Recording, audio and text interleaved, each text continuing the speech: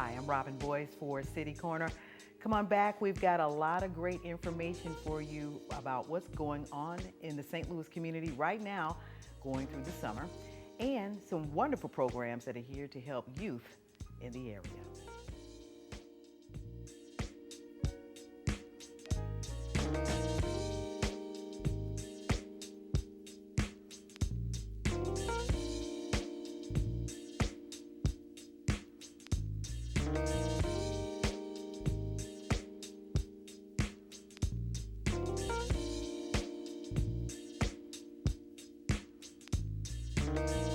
So glad you could join us for City Corner. In the studios with me today is Mr. James Clark, who is Vice President of Outreach for Better Family Life. Thank you, James, for coming on in. It's so good to see you as always. I had to have you in for an update. Us going into the summer, kids are getting out of school, lots of graduations going on, proms, all kinds of things. Great young people who are trying to do the right thing. Give me an update, please, with the Neighborhood Alliance organization. I've been showing up to the meetings. You've been putting them out there. Get over here, and I've continued to meet great people. In fact, we've got some great folks that I met at one of the meetings that is going to come on the show in the second segment. Give us an update on the Pulpit to Porches. What's going on? Well, we are very excited about the Pulpit to Porches program. It has really been a galvanizing force in the St. Louis metropolitan area. Through the Neighborhood Alliance model, Better Family Life realized that our ability to have a strong transition in our more challenged neighborhoods, we had to involve the church. When you look at the church is the #1 populated institution in our community. And in some neighborhoods, you can have 3 or 4 churches within walking distance of each other. Right. So we turn to the church, and we use the Pulpit to Porches model to infuse resource providers into the church so that the church can better meet the needs of the people that live in the immediate area. We believe that as we're able to restore the church to its natural leadership role in our neighborhoods, we will be able to quicken the day when we see our neighborhoods become much more livable. We don't think we can truly have livable neighborhoods without the church reasserting itself and looking at the community through a different lens. The church, as it has operated for the past 30 years, met the needs.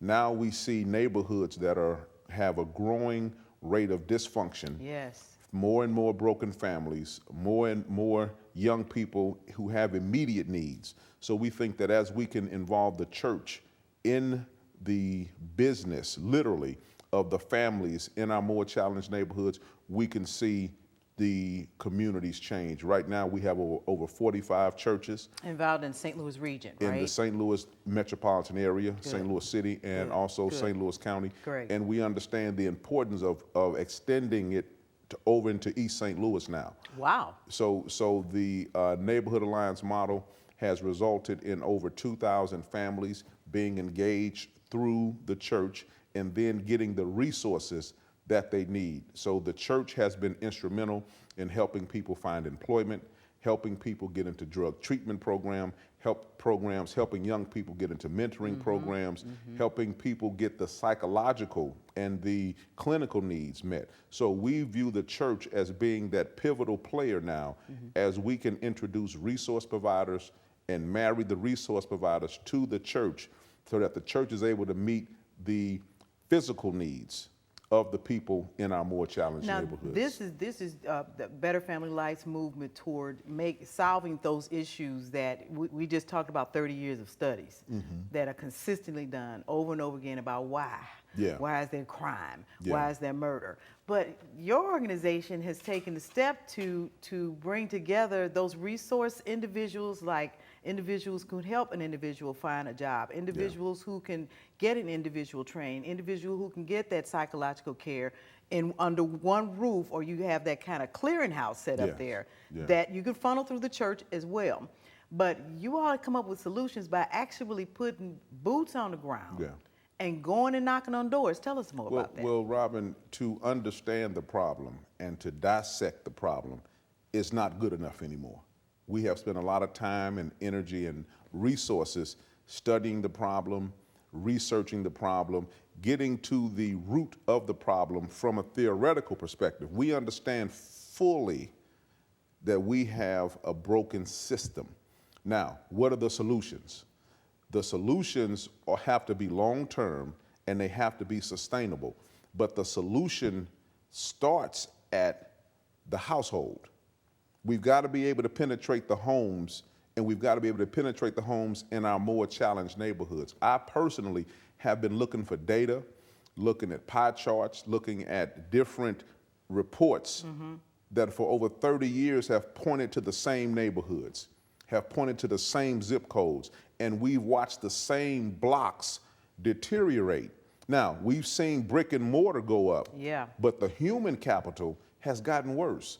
So St. Louis, we've got to have a real strong conversation with ourselves. Why is it taking us so long to go from studying and analyzing it to actually putting boots on the ground, going door to door, and engaging the families in our more challenged neighborhoods? So does leadership in the city of St. Louis, with reference to political, do they not understand this? Or is this something that is foreign to them, or something they don't want to get involved in? What are you saying? Well, you know, Robin, I think that it's just a natural evolution that we are stuck in a position of what I call analysis paralysis. Okay. We're stuck at the point of analyzing the problem.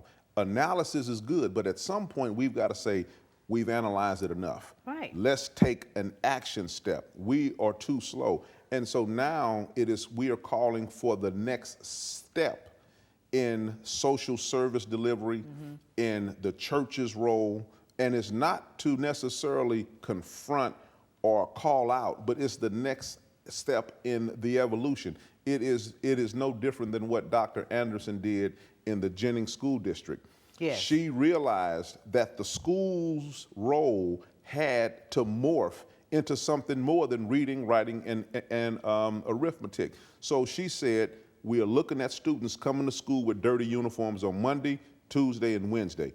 By Thursday, they're not coming to school anymore because their uniforms are dirty. So Dr. Anderson said, we need washers and dryers, washing machines and dryers in the schools. And you always said that. Yeah. We need washer and dryers at some of the park and rec places within the city of St. Louis, so that young people could come in there and get the clothes washed, because you saw, as you were working in the community for as long as I can remember, kids coming in needing to clean their clothes. They just needed some toothpaste. They needed some soap. They needed to just clean up, to just feel better about themselves. We can look at the St. Louis City recreation facilities, excellent facilities.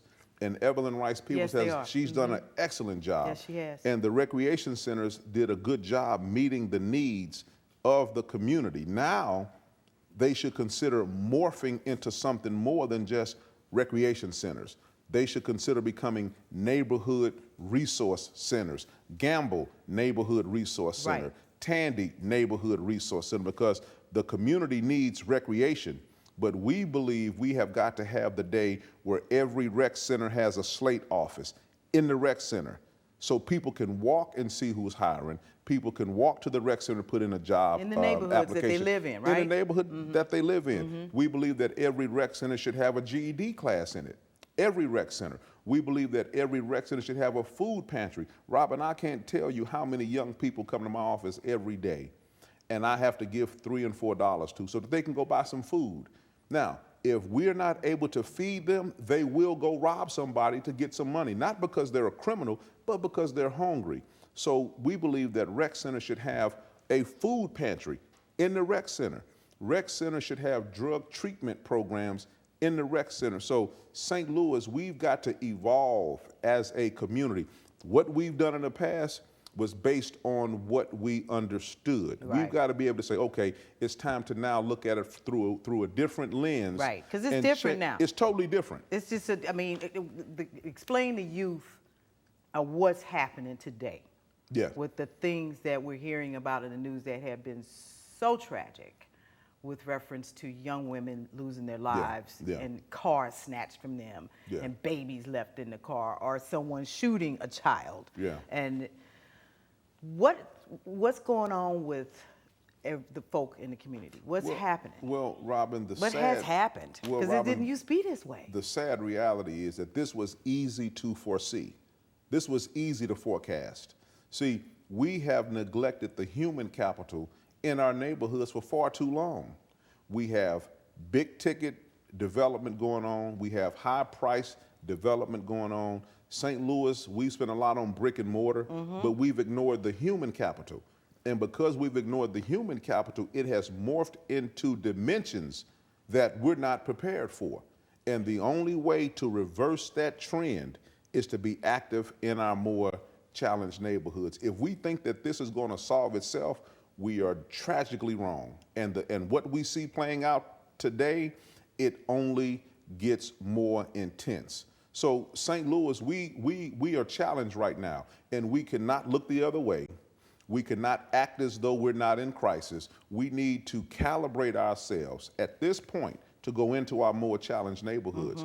And if we don't, we need to prepare ourselves. So it's not even so much about the job anymore. It's also about getting that care for Yeah. that individual who really may not be feeling that well, Robin, or may need to have some counseling in some kind of Yeah. way to make it on the job. 10 years ago, 15 years ago, we understood that we needed jobs. Yes, yes. We needed jobs. Jobs was the #1 priority. And it was then. It was. We saw people change their lives around. We saw ex-offenders come out and become gainfully employed. The job was the variable. Because society has slid, it's far beyond a job right now. We have seen the need for psychological evaluation, the need for mental health, the need for drug treatment, the need for mentoring programs. There are a plethora of things now that rival or must become before you can give a person a job.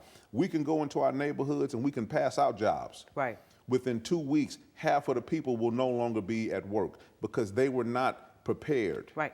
We've got to do a better job now of going into our neighborhoods and reconditioning people literally from the living room. If you don't have a living room presence now, a neighborhood presence now, then you are operating within the old paradigm. So it's just time to. It's time to shift. It's time to shift it. Yes. Get the boots on the ground. Fund those programs that Absolutely. are making a difference. Understand you're going into St. Louis County with this Yes. program as well, Yes. and some other cities are interested in, Yes. through the United States. Ever thought about running for political office? Well, Robin, I'm running from office. You know, the one thing that I gained in working in the mayor's office under Mayor Bosley was I was thoroughly educated. This is not a political problem, okay? Politicians are legislators. They write laws. And we have some excellent politicians in office right now. This is a family problem, and it's a neighborhood problem. And I really appreciate what Better Family Life is doing and what you're doing as always. Thank you for coming on the show. Thank you for Got to having come me. back for another update. Definitely. Let me know what's going on. And of course, I'll be at the meetings with everybody else as well. Thank All you so right, much, sister. James Thank Clark. you, Robin. Better Family Thank Life. you. Thank you, and we will be right back with more great information on jobs for young people here in the St. Louis area.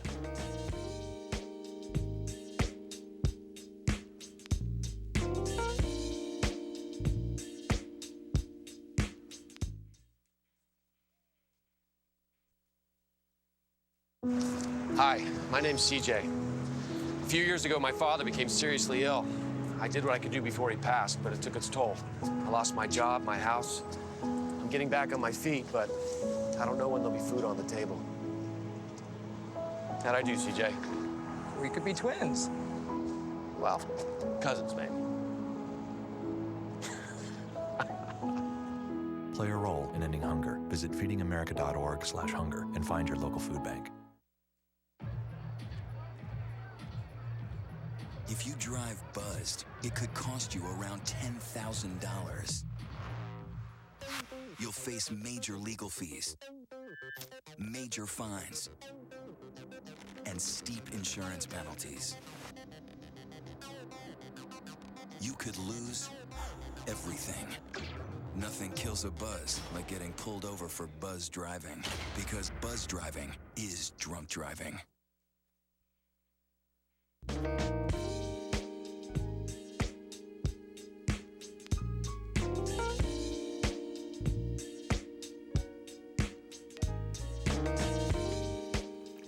I'm Robin Boyce for City Corner. Thank you for coming on back. We've got some great information here for young people to learn more about how to get training for jobs and really get lined up for a job for the future. Of course, this organization has been around for several years, especially here in the St. Louis area, and it's called the St. Louis Job Corps. And here with me today is Mr. Jeffrey Taylor, who is Business Community Liaison for the St. Louis Job Corps, and Mr. Eric Griffin, who's the Outreach and Admissions Counselor, brand new, a newbie to the organization, who's come on board to help with recruiting young people to come on board with Job Corps. Because, I mean, Job Corps is an awesome organization. I used to come out years ago to talk with young people and do workshops and just motivation on what's on your mind, what are you thinking, what would you like to do with your life, and it would be interesting to see what's going on with some of the kids nowadays and how they are as adults. So tell us a little bit more about Job Corps in 2016.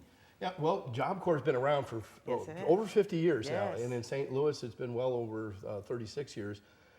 What we do here at the St. Louis Job Corps is we help young people become the professionals today that they want to be tomorrow.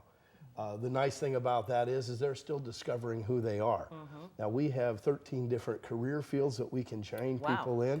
A large portion of those is in construction, though we do have some in the medical fields. We have pharmacy tech, we have a CNA program, we have material handling distribution, we have security trades, office administrative, and an absolutely fabulous culinary trade. As you can look at me, I've picked up a few pounds over the years. They are, the food they prepare is absolutely fabulous.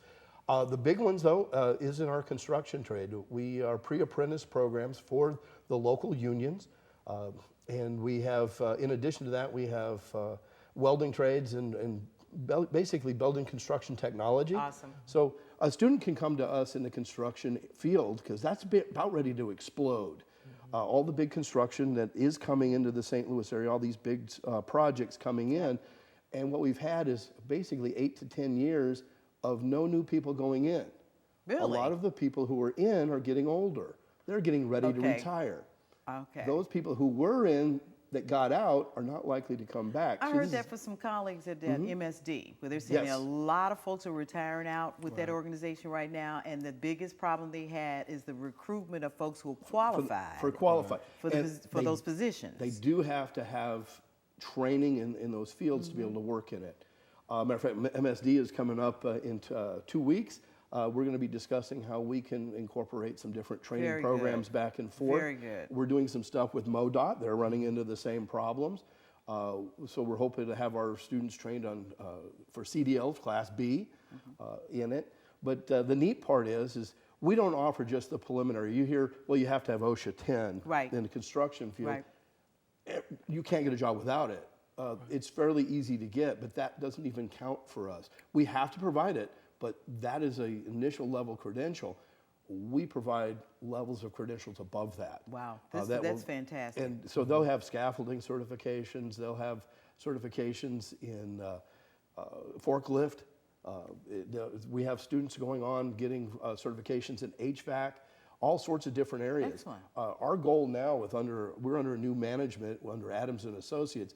Their push is to get the young people as certified as possible in as many areas as possible, because what that allowed them to do is go in and fill those spots. Exactly. And we're going out to those companies and those industries saying, what is it you need? Let's work together and partner to get those students ready for you. And now, talking about the students, I'm going to turn it over to Eric about the now, age-wise. Yeah, the age group of young people that can attend Job Corps. The age group is between the ages of 16 to 24 years old. That young. They're young, that's right. And that old of a young That's person correct. can be in the program now. That they stay on campus, or can they go home and come back and forth like going to college, or what? Well, they can qualify for both. They can be residential students, and if they meet a certain criteria, they can be a non-residential student. Wow. Yes. So your recruitment efforts, what is that like for you right now? Basically, we are out in the streets and we're going to different community centers and churches and different community functions, and we are asking to do presentations about the Job Corps program. Once an individual is interested in Job Corps, they will then contact the admissions counselor. We'll set up an appointment for them to come in and go over some application paperwork. And we also do tours of the center for them to be enrolled. We do a group tour every Wednesday at 11 o'clock a.m. And if you can't make that time, we can set up a personal appointment for you to come and get your tour of the center. That's great. So what are your recruitment efforts been like? Are folks responsive? People are interested in coming into the program? What's that been like? People have been very responsive. We've been really trying to change the culture of what people know about Job Corps to educate them better on what the Job Corps program can provide to them and how it can benefit their lives. So young people are saying they are interested in coming in and they want to do this because it's all about that person saying, yeah, this is what I want to do.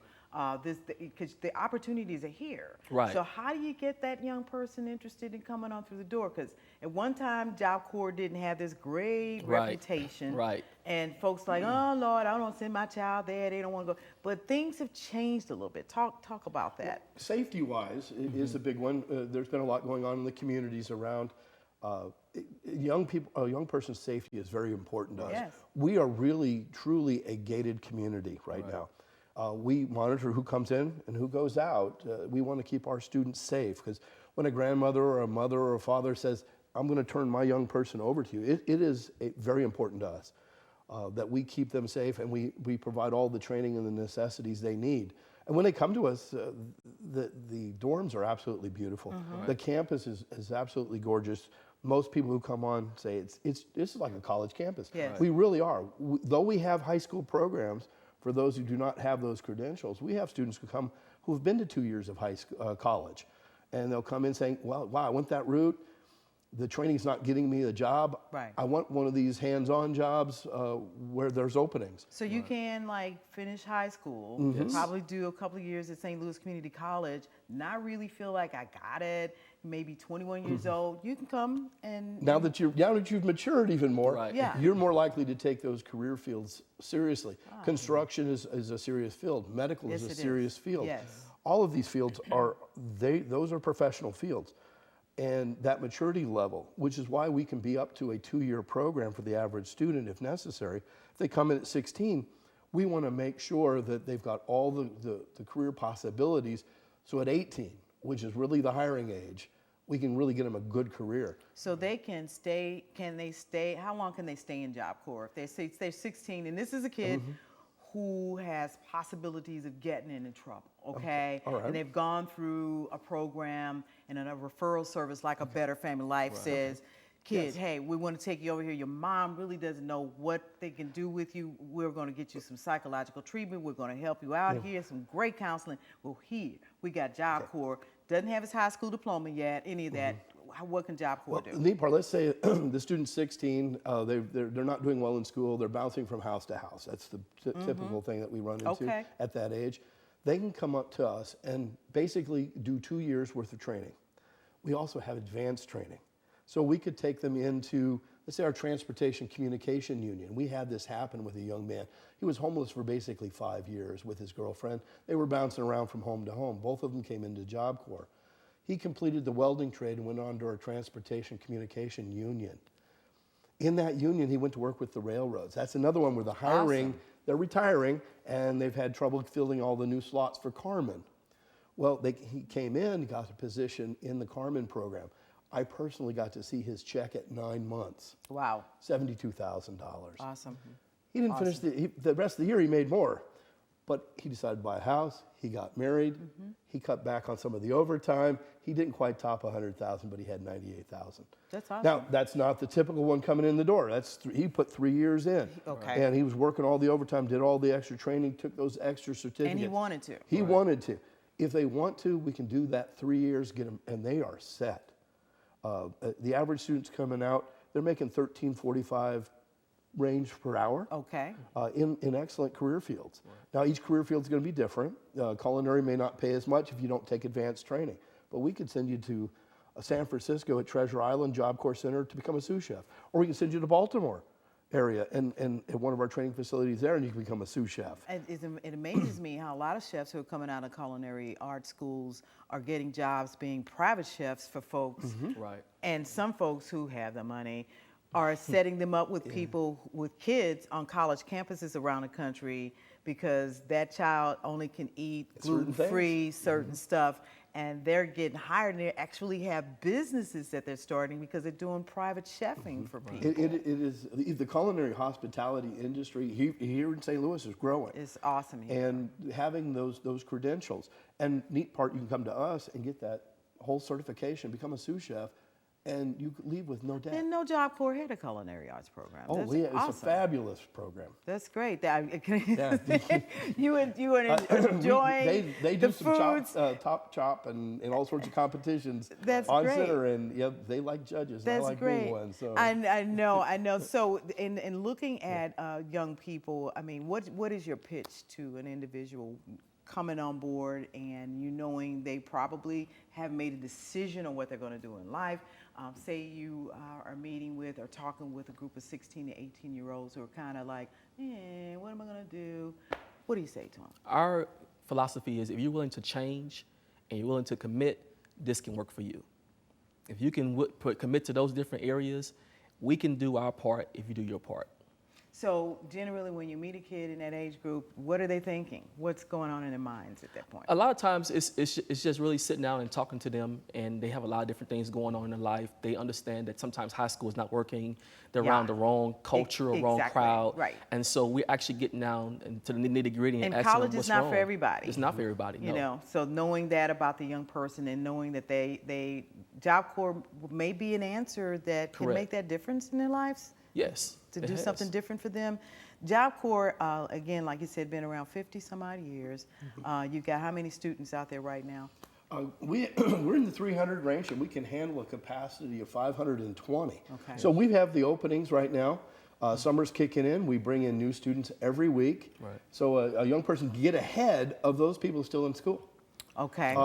Because they can move ahead right on the summer, and they're going to be 3, 4, 5 months ahead, and they'll be prepared to enter those career fields in a year, year and a half, 2 years, with the kind of training that normally would take them 3 to 4 years in other locations. Can a young person, 16 years old, stay till they're 24, or that long, or 3 years? 3 years is the max. So yeah, so a 16-year-old, we can take them until they're 19 Now, with that advanced training. Within that 3-year period, can they train in 2 different trades in Yes. situations where they might have a multiple set of trades that they graduate with from the program? We can definitely do that.